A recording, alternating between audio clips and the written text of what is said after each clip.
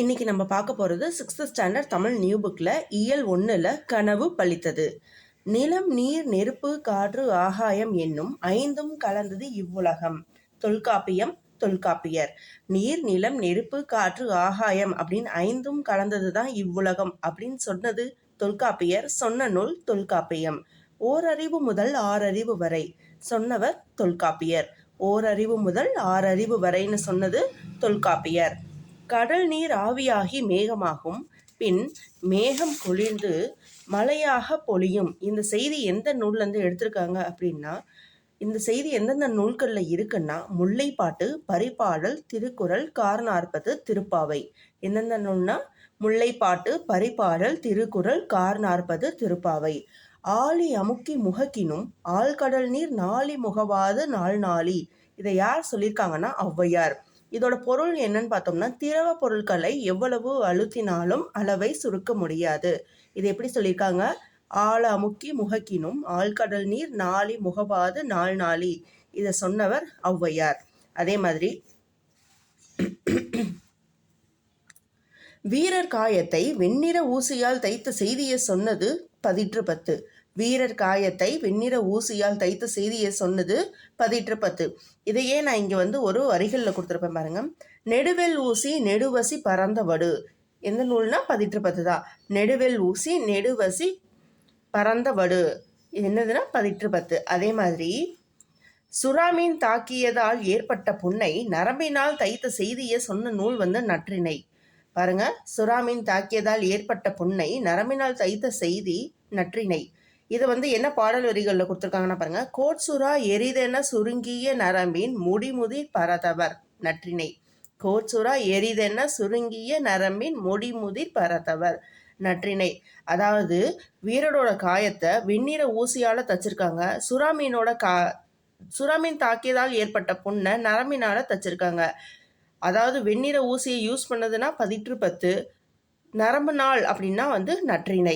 இந்த பாடல் வரியும் பார்த்தாச்சு, அதோட மீனிங்கும் பார்த்தாச்சு. அதே மாதிரி தொலைவில் உள்ள பொருளின் உருவத்தை அருகில் தோன்ற செய்ய முடியும் அப்படின்னு சொன்னவர் கலீலியோ.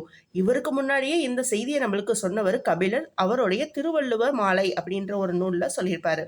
தொலைவில் உள்ள பொருளின் உருவத்தை அருகில் தோன்ற செய்ய முடியும்னு நம்மளுக்கு சொன்னவர் கலீலியோ. அதுக்கு முன்னாடியே சொன்னவர் கபிலர் தன்னோட திருவள்ளுவர் மாலை. இப்போ கபிலரோட வரிகளை பார்ப்போம்.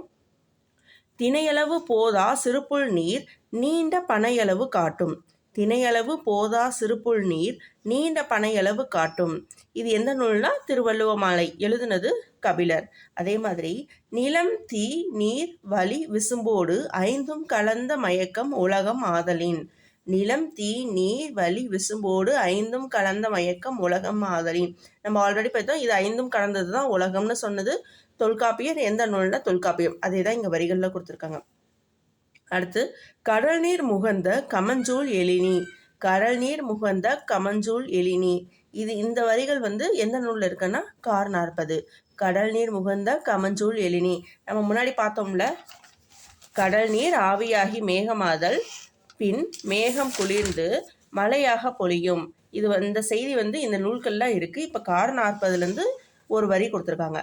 கடல் நீர் முகந்து கமஞ்சூல் எழினி அப்படின்னு கொடுத்துருக்காங்க.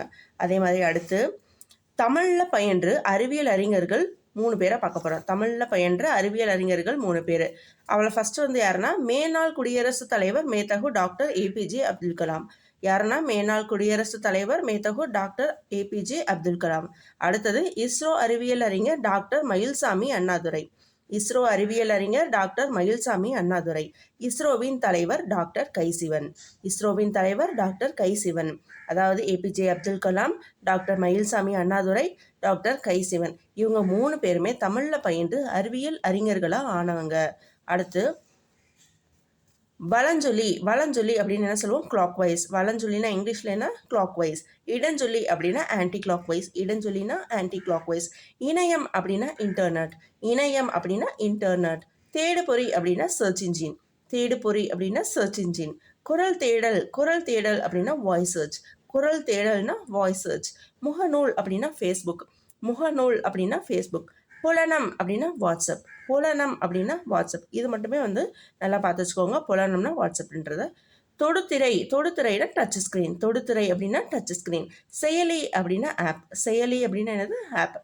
மின்னஞ்சல் அப்படின்னா இமெயில். மின்னஞ்சல் அப்படின்னா இமெயில். அடுத்து ஒரு எக்ஸ்ட்ரா பாயிண்ட்டாக பார்க்க போகிறோம். தமிழ் இலக்கியங்கள் இனிமையானவை. ஓசை இனிமை, சொல் இனிமை, பொருள் இனிமை, இனிமை கொண்டவை. அதாவது தமிழ் இலக்கியம் வந்து ரொம்ப இனிமையாக இருக்கும். இதில் என்னென்ன இனிமை இருக்குன்னா, ஓசை இனிமை, சொல் இனிமை, பொருள் இனிமை இருக்குது. இதுதான் இந்த லெசனோட இம்பார்ட்டன்ட் பாயிண்ட்ஸ். தேங்க்யூ.